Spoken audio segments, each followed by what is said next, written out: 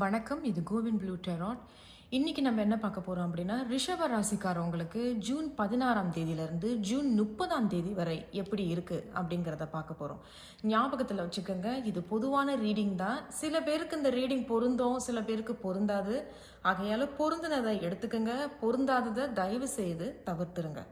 சரி, ரிஷப ராசிக்காரவங்களுக்கு அடுத்த 15 நாட்கள் 6வது மாதம் எப்படி இருக்கு அப்படிங்கிறத பார்க்கலாம். உங்களுக்கு நட் மார்க் வந்திருக்கிறாங்க. Nut mark, justice, travel and good fortune. இந்த ஹார்ட் ஆஃப் த ரீடிங்கில் ட்ராவல் இருக்குது. அப்போ கண்டிப்பாக ஒரு சில பேர் வந்து வெளியூருக்கு போகிறதோ, வேலை விஷயமா போகிறது, ஒரு தொழில் விஷயமா போகிறது, அல்லது வேலை மாற்றம் ஒன்று ஏற்படுது. அண்ட் ஜஸ்டிஸ் வந்து ஏதோ ஒரு விஷயத்த சமநிலைப்படுத்துறதும், சில விஷயங்களை நீங்கள் வேண்டான்னு சொல்கிறது இருக்குது. ஓகே, பரவாயில்ல. பட் இருந்தாலும் இங்கே குட் ஃபார்ச்சூன் இருக்குது. அப்போ ஒரு அதிர்ஷ்டம் உங்களுக்காக காத்துக்கிட்டு இருக்கு. அது வந்து உங்களுக்கு ஒரு பெரிய லக்.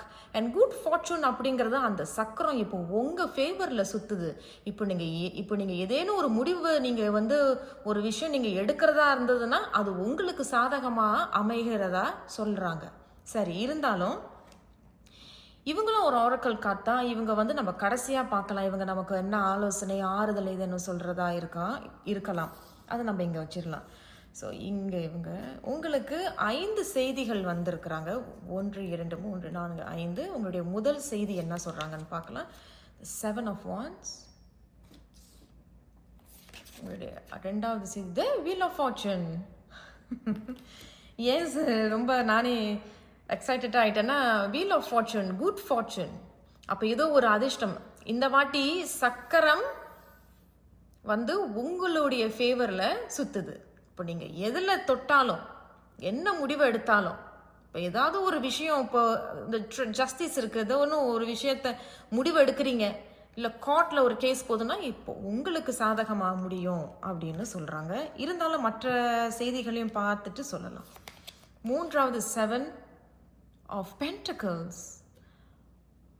ரொம்ப அழகாக இருக்குது. 7 of Pentacles. நான்காவது Temperance. இந்த டெம்பரன்ஸ்க்கும் இந்த ஜஸ்டிஸ்க்கும் ஒரு ஒற்றுமை இருக்குது. அதை நான் சொல்கிறேன். உங்களுக்கு ஏற்றவாறு போல தான் செய்திகளை. ஜட்ஜ்மெண்ட்டும் ஜஸ்டிஸும் இங்கே வந்திருக்கிறாங்க, டெம்பரன்ஸும் வந்திருக்காங்க. அப்போ உண்மையில் ஏதோ ஒரு ஆழமாக யோசித்து ஏதோ ஒரு முடிவு எடுக்கிறதா இருக்குது.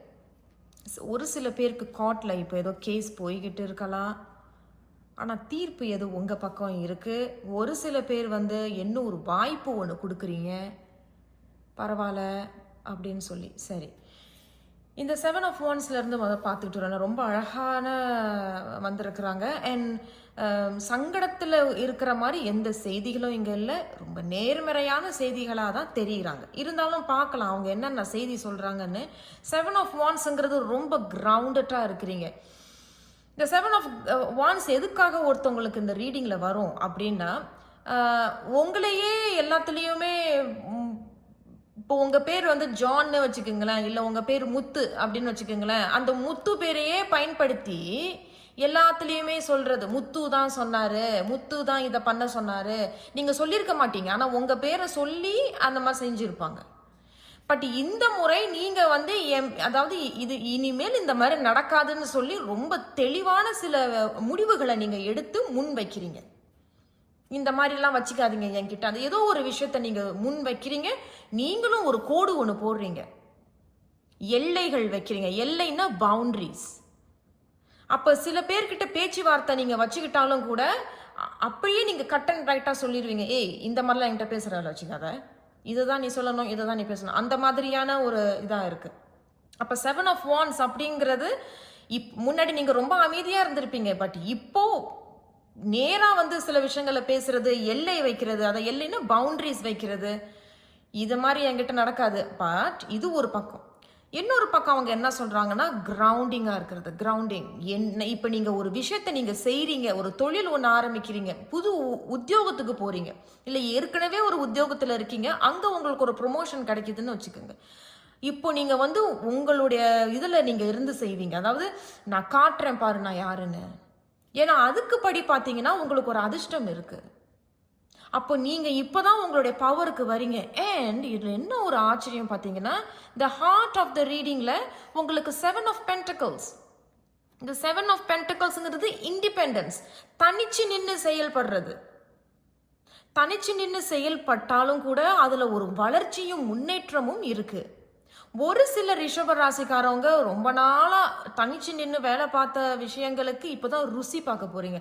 ஆஹா, நான் இத்தனை வருஷம் வேலை பார்த்ததுக்கு இப்போ தான் எனக்கு அதுலேருந்து பலன் கிடைக்கிது, பணம் வருது, போனஸ் வருது. இப்போ ஒரு உதாரணம் 3000 வள்ளி எடுத்துக்கிட்டே வந்திருக்கீங்க. இப்போது ரொம்ப நாளாக நீங்கள் வந்து அந்த வேலை பார்த்ததுக்கு இப்போ உங்களுக்கு இன்னும் ஒரு எக்ஸ்ட்ரா 3000 கிடைக்குது, இன்னும் ஒரு எக்ஸ்ட்ரா 3000. அப்போ 6000 நீங்கள் கையில் வாங்குற மாதிரி. அப்போ ஏன்னா அதிர்ஷ்டத்துக்கு அப்புறம் ஒரு முன்னேற்றம், ஒரு வளர்ச்சி, ருசி பார்க்குற நேரம். ஒரு சில விஷயங்கள் ருசி பார்த்துட்டோம், ஓ இது இப்படித்தான் செய்யணுமா அப்படின்னு சொல்லிட்டு இப்போ அடுத்தபடி இன்னும் சீட் போட்டு தண்ணி ஊற்றி இன்னும் அதை வளர்க்க நீங்கள் அதை வளர விடுறீங்க. அப்போ இந்த இடத்துல தான் ஃபர்ஸ்ட் ஆரம்பிக்குது. அப்போ நீங்கள் இந்த வாட்டி கிரவுண்டிங்காக இருக்கீங்க, கிரவுண்டடாக இருக்கீங்க. என்னை யாரும் இந்த தடவை அசைக்க முடியாது, நான் ரொம்ப திடமாக இருக்கிறேன், ரொம்ப தெளிவாக இருக்கிறேன், என் பவரில் இருந்து நான் என்னுடைய செயலை செய்ய போகிறேன்.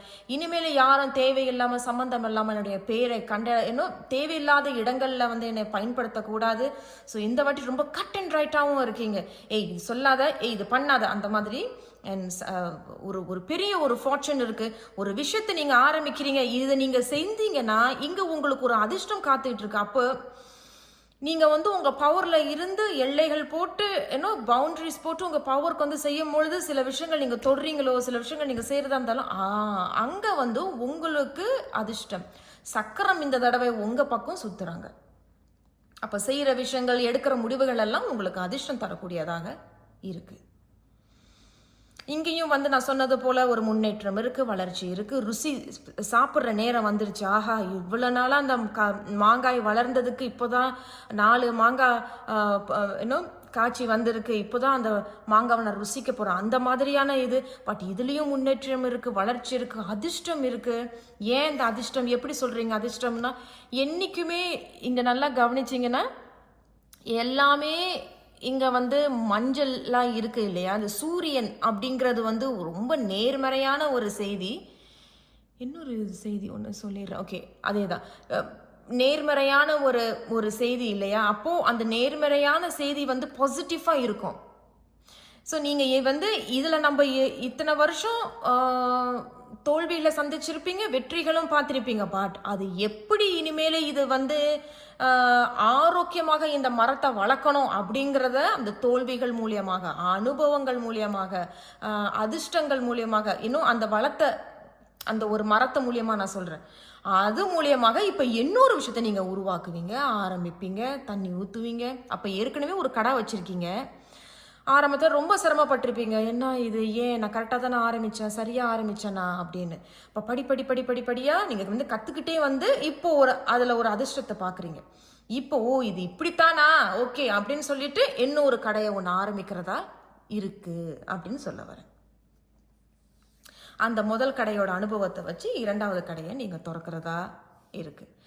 சில பேர் ஆன்லைனில் ஏதோ ஒன்று செய்கிற மாதிரி இங்கே சொல்லப்படுது. ஆன்லைனில் ஏதேனோ தொழில் பண்ணுறதோ, இல்லை உங்களோட இப்போ நிறைய பேர் ஆன்லைன் பிஸ்னஸ் பண்ணுறாங்கல்ல, ஏதாவது கேக்கு செய்கிறது, அவர்களுடைய நகைகளை விற்கிறது, துணிகள் விற்கிறது, அந்த மாதிரியாக தெரியுது. சரி, அடுத்தபடி இவங்க 2 பேருக்குமே ஒரு ஒற்றுமை இருக்குது, டெம்பரன்ஸ் அண்ட் ஜட்ஜ்மெண்ட். இந்த டெம்பரன்ஸுங்கிறது சமப்படுத்திக்கிறது. முன்னாடி ஏதோ ஒரு தடவை எல்லாருக்கும் பொருந்துமான்னு தெரியல, ஒரு சில பேருக்கு பொருந்தலாம், ஒரே இடத்துல தண்ணி ஊற்றிக்கிட்டு இருந்திருப்பீங்க, ஒரே இடத்துல மட்டும் உங்களுடைய பலத்தை கொடுத்துக்கிட்டு இருந்திருப்பீங்க.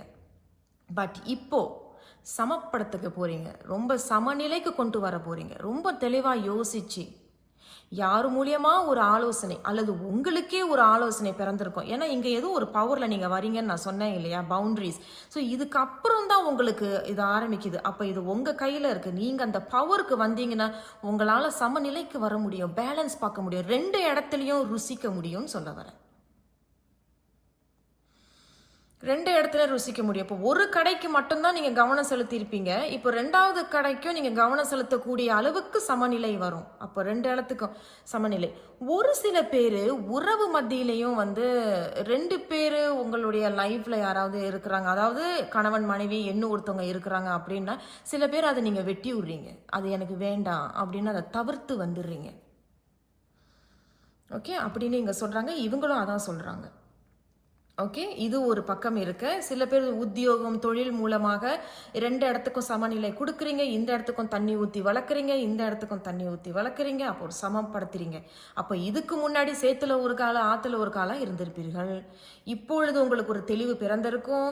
ஏன்னா இப்போ நீங்கள் கிரவுண்டடாக இருக்கீங்க, உங்கள் பவருக்கு வர்றதா இருக்குது. ஸோ இவங்க அதான் சொல்ல வர்றாங்க. ஆனால் ஒரு சில பேருக்கு இந்த டெம்பரன்ஸ் பார்க்கும் பொழுது அவங்க என்ன சொல்கிறாங்கன்னா, சில குறிப்பிட்ட ரிஷபராசிக்காரவங்களுக்கு உங்களை சுற்றி ஏதோ ஒரு சக்தி ஒன்று உங்களை பாதுகாத்து கொண்டிருக்கிறது. ஓகே, அண்ட் ஜட்ஜ்மெண்ட், ஒரு கால் உங்களுக்கு வருது. ஒரு கால் அப்படின்னா இதுதான் நேரம், ஆரம்பிக்கிற நேரம். இப்போ நீங்கள் ஏதேனும் ஒரு ஒரு முடிவில் இருப்பீங்க. நான் இந்த மாதிரி ஒரு காஸ் எடுத்து நான் படிக்க போகிறேன். நான் வந்து இத்தனை நாளாக நான் டிகிரி தான் வச்சுருந்தேன், நான் மாஸ்டர்ஸ் எடுக்கலான்ட்டு இருக்கேன். ஓகே, நான் முடிவு பண்ணிட்டேன், நான் அதை எடுக்க போகிறேன். அதுதான் அவங்க சொல்லுவாங்க, சம்திங் அ கால். இது ஒரு பக்கம். சில பேருக்கு ஏதோ பழைய விஷயம் ஒன்று முடிந்து போனது திரும்பி வர இருக்கு. நான் இவங்களை மட்டும் நான் உங்களுக்காக கிளாரிஃபை பண்ணுறேன். எதனால இந்த ஜட்ஜ்மெண்ட் வந்திருக்காங்க ரிஷப ராசிக்காரவங்களுக்கு ஜூன் 16 ஜூன் 30 வரை இவங்களுக்கு ஜட்ஜ்மெண்ட் வந்திருக்கிறாங்க. ரிஷப ராசிக்காரவங்களுக்கு என்ன செய்தி, என்ன ஆறுதல், அறிவுரை, ஜட்ஜ்மெண்ட், எதனால இந்த ஜட்ஜ்மெண்ட் வந்திருக்காங்க நம்ம பார்க்கலாம். அவங்க கண்டிப்பாக ஒரு செய்தி தருவாங்க. என்ன சொல்கிறாங்கன்னு பார்க்கலாம். Okay, very nice. என்ன சொல்கிறாங்கன்னு பார்க்கலாம். Wow, 9 of cups. உண்மையிலும் உங்களுக்கு அதிர்ஷ்டம் இருக்குங்க. ஏன்னா இந்த 9 of cups, 7 of pentacles, temperance, wheel of fortune and judgment, ஏதோ ஒரு கால் உங்களுக்கு வர இருக்கு. பட் அந்த கால் வந்து ஏதோ முன்னாடி நீங்க போட்ட ஏதோ ஒரு உழைப்புக்கு பலன் இப்போ உங்களுக்கு கிடைக்க இருக்கு. ஒரு சில பேருக்கு ஆசைகள் பூர்த்தியாக போகுது. அண்ட் வீல் ஆஃப் ஃபார்ச்சூனுங்கிறது அதிர்ஷ்டம் தான். உங்களுக்கு உண்மையில அதிர்ஷ்டம் இருக்கு. ஓகே, நான் அது கட்டி நான் இவங்களையும் எடுத்துருவோம். Reclaim your power, panther spirit. இந்த கருப்பு சிங்கம் ஒன்று இருக்கும் இல்லையா, பேந்தர், உங்க எல்லாருக்குமே தெரியும். அவங்க ரீக்ளைம் யோர் பவர்ங்கிறது நீங்க கண்டிப்பாக உங்க பவருக்கு வர்றதா சொல்லப்படுதாம். அப்ப முதல்ல சொன்னது போல இவங்கேயும் அதே உறுதிப்படுத்துறாங்க, you are coming to your power. அப்ப ஜட்ஜ்மெண்ட்ங்கிறது சில முடிவுகளை தெளிவாக யோசிச்சு எடுக்கிறீங்க. அது உங்களுக்கு வெற்றி தரக்கூடியதாக இருக்கு. முன்னாடி நீங்க போட்ட ஏதோ ஒரு அவ்வளவு உழைப்பு போட்ட ஒரு விஷயத்துக்கு இப்போ அதுக்கு ருசிக்கக்கூடிய ஒரு விஷயம் உங்களுக்கு வர இருக்கு. முன்னாடி ஏதோ ஒரு விஷயத்தை நிறுத்தி வச்சிருந்தீங்க, இல்லை நான் அதை தோல்வியை பார்க்குறேன், பட் அதுக்கு நீங்க அப்பயும் ஏதோ ஒரு உழைப்பு ஒன்று போட்டிருந்தீங்கன்னா அதுக்கு உண்டான பலன் இப்போ உங்களுக்கு கிடைக்க இருக்கு. ஏன்னா இது அதிர்ஷ்டம். ஆசைகள் பூர்த்தி ஆகுது. 9 ஆசைகள் பூர்த்தி ஆகாட்டினாலும் ஒரு ஆசை ஏதோ ஒன்று பூர்த்தி ஆகுது. ஒரு சில பேர் நான் முதல்ல சொன்னது போல ஆன்லைன் பிஸ்னஸ்ல இருக்கீங்க. அப்போ வீட்டில இருந்து ஒரு சில பேர் வேலை பார்க்கறது உங்களுக்கு அதுல இப்போ ஒரு முன்னேற்றத்தையும் வளர்ச்சியும் பார்க்கறதாக சொல்லப்படுது. And reclaim your power. இத்தனை நாளா நீ உன் பவர்ல இல்லை, இந்த தடவை நீ உன் பவருக்கு நீ வர அப்படின்னு. அண்ட் இங்கேயும் பார்த்தீங்கன்னா 4 சமப்படுத்திக்கிறாங்க. அப்போ குடும்பத்தில் ஒற்றுமை இருக்கு, குதூகலம் இருக்கு, சந்தோஷம் இருக்கு. ஒரு சில ரிஷப ராசிக்காரவங்களுக்கு வீட்டில் நிச்சயம் பண்றது, கல்யாண பேச்சுகள் இருக்கு. இல்லை ரொம்ப நாள் ஒருத்தவங்க கிட்ட பேசிட்டு இருக்கீங்க, பிடிக்கும் அப்படின்னு சொல்லலைன்னா இனிமேல அவங்க சொல்லுவாங்கல்ல, நீங்க சொல்ல போறீங்க, அந்த மாதிரி இருக்கு. அண்ட் 8 அப்படிங்கிறது பாதி வாழ்க்கை ரொம்ப சிரமப்பட்டிருப்பீங்க, நிறைய உழைச்சிருப்பீங்க. இவ்வளோ உழைக்கிறேன்னா அதில் எனக்கு எந்த பலனும் கிடைக்கல அப்படிங்கிறது இந்த அடுத்த பாதி வாழ்க்கை உங்களுக்கு அந்த ருசிக்கக்கூடிய இது கிடைக்குது. ப்ரொமோஷனோ சம்பள உயர்வுகளோ இப்போ உங்களுக்கு கிடைக்கும்.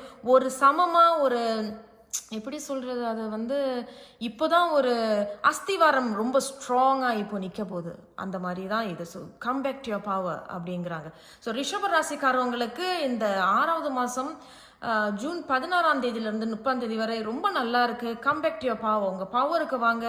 அப்புறம் அடுத்தடுத்த படியெல்லாம் ரொம்ப தெளிவான முடிவுகள் எடுப்பீங்க. அதிர்ஷ்டங்கள் கை கட்டின தூரத்துல தான் இருக்கு. சில பேர் ருசிக்க ஆரம்பிச்சிட்டீங்க, சில பேர் ருசிக்கிறதுக்கு கொஞ்ச நாள் தான் இருக்குது. ஆகையாக வாழ்த்துக்கள் ரிஷபராசிக்காரவங்களுக்கு. மறந்துடாமல் லைக் பண்ணுங்கள், ஷேர் பண்ணுங்கள், சப்ஸ்கிரைப் பண்ணுங்கள். கண்டிப்பாக நான் உங்களை அடுத்த ஒரு வீடியோவில் சந்திக்கிறேன். நன்றி.